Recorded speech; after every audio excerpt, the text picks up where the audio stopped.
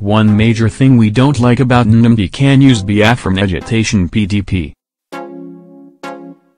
The Ahmed Makarfiled faction of PDP speaks on the series of agitations ignited by Nnamdi Kanu. The party says the manner in which the Igbos are going about their agitation is wrong.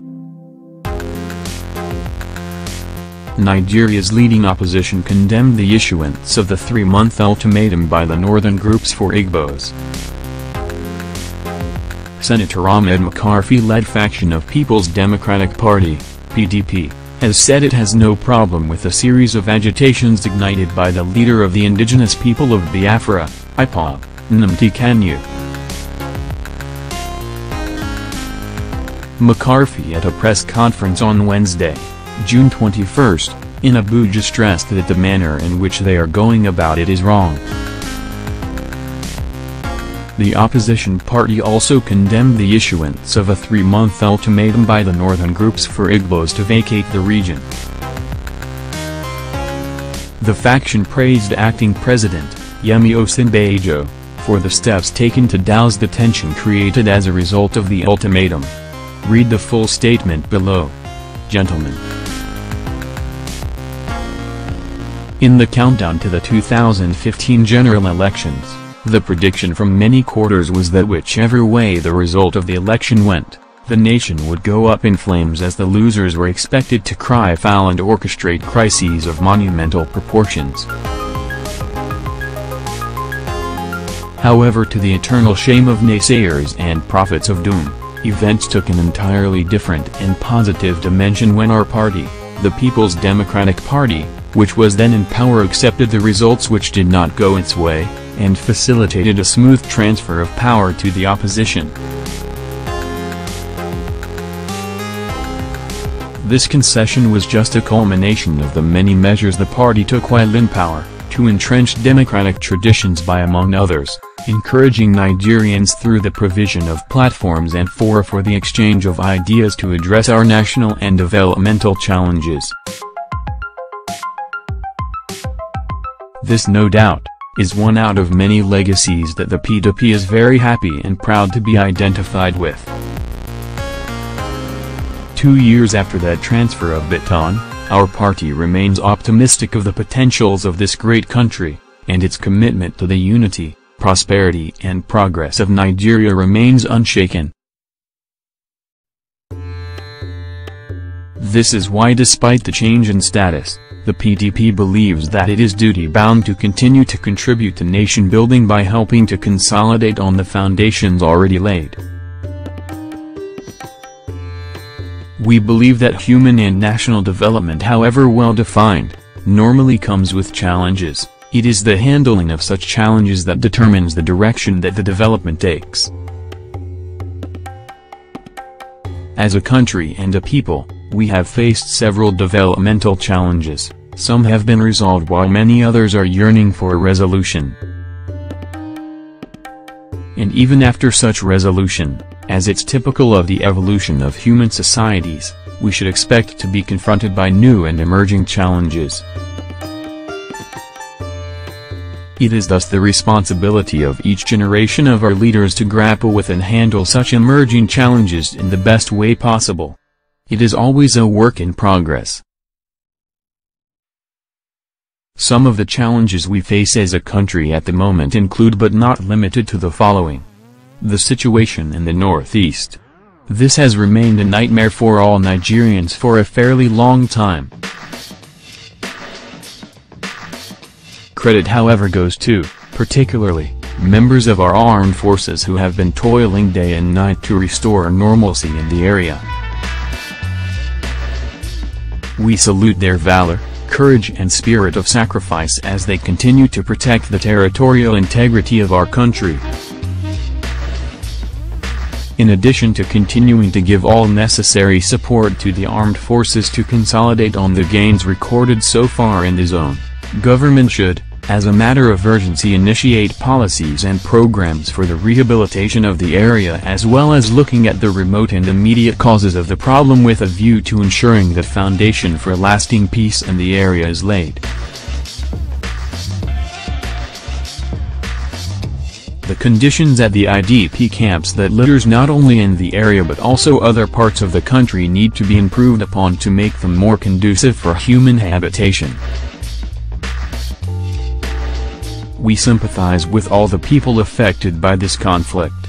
Herdsmen, farmers clashes, even though not an entirely new phenomenon especially in some parts of the north, this has recently taken a new and even more dangerous dimension.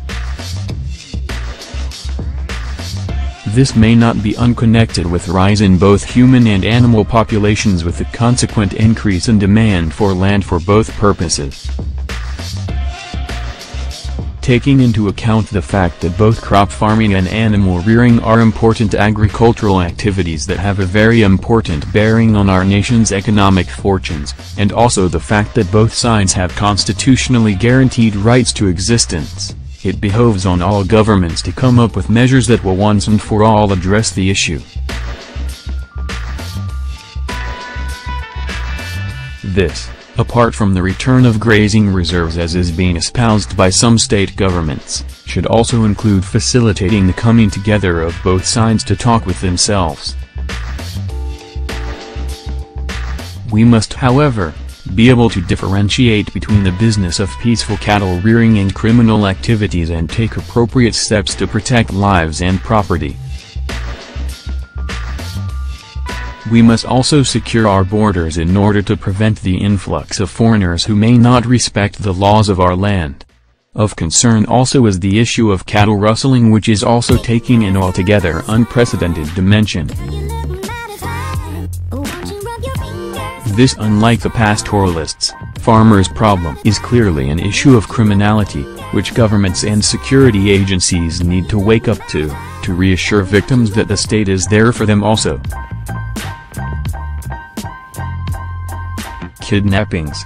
This is one other vice that seems to have taken a life of its own and is holding the nation to ransom. Waking up daily to the news that this or that person had been kidnapped and ransom demanded and paid for their release is almost becoming a norm until the situation now graduated to the kidnapping of whole groups of tens of people. The recent incident along the Kaduna-Abuja highway as well as the kidnap of school pupils and their teachers in Lagos and other parts of the country is evidence of the spike in the daredevilry of these criminals and underscores the very urgent need for the state and security agencies to also up their ante in the fight against this scourge, which has the capacity to bring socio-economic activities to their knees. Apart from additional funding and equipping, intelligence gathering, capacity of the security agencies must be improved as a matter of priority, as this would enable the nipping of this criminal activity in the bud. We though wish to commend the security agencies for the bursting last week of a criminal gang of kidnappers which had brought untold hardship and anguish to several Nigerian families.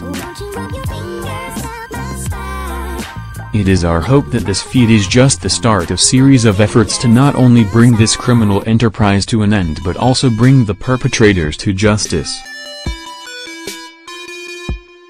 We urge the security agencies and the judiciary to ensure that these criminals face the full wrath of the law. Agitations and counter-agitations. By far the most worrisome of all the challenges to confront us recently are not the agitations and counter-agitations that have been occupying our space but the manner in which they are being made. The PDP believes that in any democratic space, allowance must be made for people to express grievances and agitate for the redress of such. This is a vital ingredient that sustains democracy and the rule of law. This was why while in power, the party never shied away from providing platforms and fora for the expression and dissipation of feelings, however strong, with a view to finding common grounds among our people. You would recall that it was a PDP government that convoked a political reform conference in 2005, where an opportunity was afforded Nigerians to take a look at issues that were then considered important enough for us to deliberate on. It might not have resolved all our problems because no single conference can, but it was certainly a veritable vehicle that not only injected fresh air into our political space, but its recommendations substantially formed the kernel of the constitutional amendment processes that were later conducted.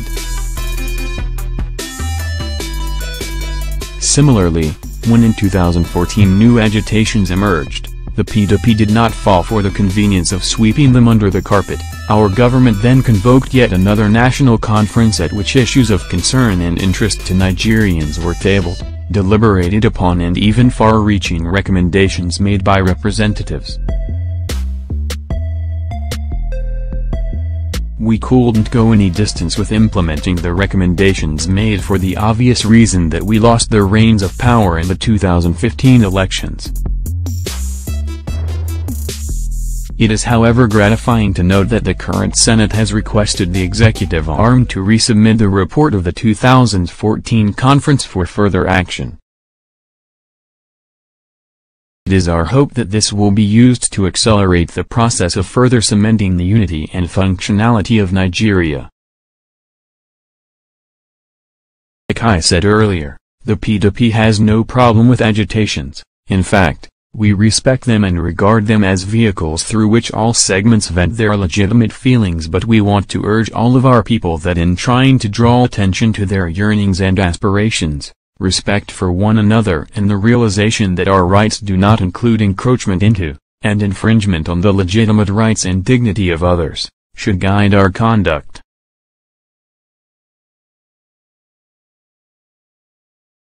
As Nigerians and a people, we cannot run away from talking to one another, but this should be on the basis of mutual respect, confidence, and even empathy. It will enable us to have a proper understanding of the feelings and yearnings of each other and properly appreciating where we all are coming from, as individual groups and as a whole. Nigeria as a federation has come a long way, and it is our duty as individuals and a whole to ensure that it endures, and indeed surpasses the dreams of our founding fathers. The step we take must be, as the Americans would say, towards a more perfect union.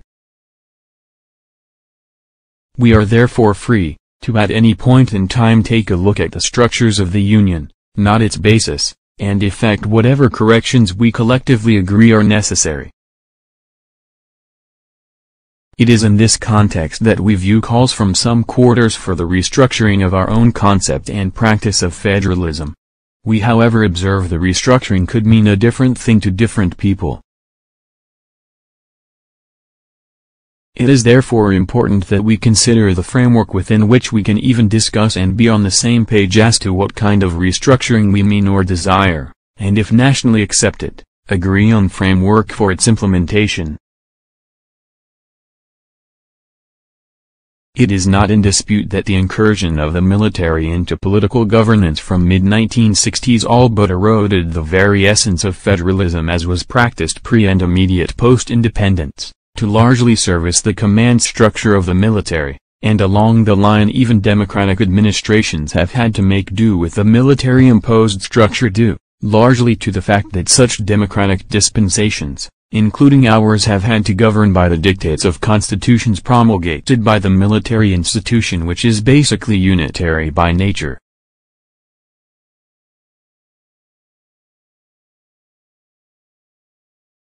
Now that democracy has got foothold in the country by, for the first time, surviving all the elements for close to 2 decades, a critical look at areas that need improvement is imperative. It is therefore not out of place for any or all segments to come up with ideas that they believe will strengthen the structures of our federalism with a view to restructuring it in such a way that it serves all of us and not just some of us. Such exercise should take a very good and critical look at all the structures and institutions, as well as how they operate, with a view to giving them a new sense of direction in tune with current best practices, though, as with all societies, taking due consideration to our peculiarities as a people. Whatever comes out of such exercise, so long as it is the aggregate agreement of our people, we should get to work to ensure that it works. Whatever is agreed upon, however, it is our belief that it will not take us to the promised land as long as we don't have strong institutions that serve the state, not the whims and interests of those in charge at any given time. We, for example, need institutions like armed forces and security agencies to operate on the premise of loyalty to the nation rather than loyalty to the president, governor, or whatever nomenclature the chief executive is given. This should not look like a novel idea because we see it happening every day around the world in countries that have built strong institutions that are the bastions of their democratic structures. The recent altercation between some of our people, which degenerated into the issuance of ultimatum and counter-ultimatum for some of us to leave certain areas, is an ill wind that blows no good, more so that we have a sad history of no so dissimilar circumstances that we had better not allow a repeat. Speeches either coming from the north, south, east or west must be avoided and be condemned by all of us. This country belongs to all of us, and every one of us must be allowed to enjoy the constitutional guarantee of freedom to live and move about this vast God-blessed land without let or hindrance to pursue his or her legitimate endeavors. But I reiterate that mutual respect and accommodation are a very necessary ingredient. We have had that before, we still have that, and must not allow it to elude us. We must also ensure that we have a better legacy to upcoming generations than the one bequeathed to us, and not worse. This is the way decent societies are built and developed, by each generation building on the blocks laid by its predecessors, not destroying what they found in place. There is no harm, however, in trying to improve upon an existing structure. North, south, east or west, we remain Nigerians, and we must continue to make conscious and deliberate efforts to develop and not diminish this our beloved country. We must therefore, as in any vibrant union, continue to engage ourselves in various conversations that will oil the wheels of our progress. It is in view of this that the PDP wishes to acknowledge the efforts of rational national leaders across board for weighing in on the side of restraint and the imperative of peaceful coexistence. Acting President, Professor Yemi Osinbajo deserves commendation for the steps he has so far taken to douse the tension occasioned by the altercation, but we call on all government to build on that by ensuring that its programs, policies and steps are tailored in such a way and manner that no section of this country is given the impression that it doesn't count. At this juncture, let me seize this opportunity, on behalf of the entire membership of PDP, to join all compatriots in sympathizing with our president and praying over the current state of his health. We wish President Muhammadu Buhari a quick recovery. Let me reiterate the belief of the PDP in the unity of this country, as well as its unwavering commitment towards the attainment of its manifest destiny as a country of pride to the entire black race. The party has tried to give its best in the first 16 years of this dispensation. In the course of that period, we scored many firsts, but as is to be expected in any human endeavor, we couldn't escape making mistakes here and there, but overall, we are proud of the milestones reached under the stewardship of our party, especially put side by side with what obtains in the polity currently. NAGE.com previously reported that the indigenous people of Biafra, IPOB, said its leader has proven to be a prophet sent by God to liberate the people of Biafra. IPOB alleged that its leader predicted the recent attacks in London 3 years ago. A statement by its media and publicity secretary Powerful Emma, The group said all the attacks happening in London were seen and prophesied by Kanu on November 6, 2014. Said Mazi Nnamdi Kanu, the living prophet of our time, in his broadcast over the air on the 6th of November 2014, said that Islamic terrorists will overrun Britain if they continue to be against Biafra, which is happening today.